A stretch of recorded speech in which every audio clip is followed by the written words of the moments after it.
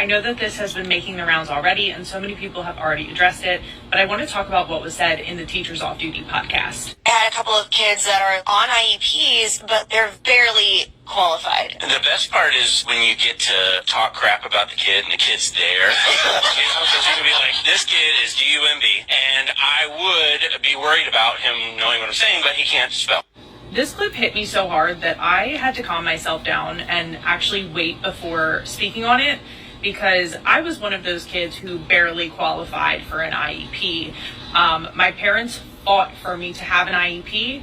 My parents fought for me to have a diagnosis that allowed me to get an IEP.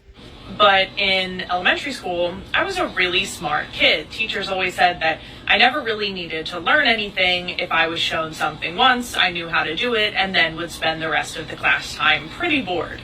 Something that is joked about a lot in the ADHD and autism communities is like the gifted child to ADHD autism pipeline, which is that kids go to school, they're really incredibly brilliant, they're extremely bored because they're miles ahead of their classmates, and then they start to struggle pretty severely with their disability. When I got to the point in my education where my disability started to really impact my ability to learn, I had this history of being incredibly bright, and I think that a lot of ADHDers and autistics can relate to this, where I was then viewed as a child who just did not apply myself because there was evidence that I was capable of being a straight A student, and suddenly I wasn't anymore. Teachers who met me after the point of when I started struggling severely with my disability regarded me as DUMB, as the person on the podcast said, and treated me as if I was lazy and just not a good student. The fact of the matter was, I was an excellent student who was not having my needs met in the way that I should have. Because of the fact that my needs were not being met and I was not in an environment that I was capable of learning in, I became an extremely defiant student. I was a student who caused problems in class.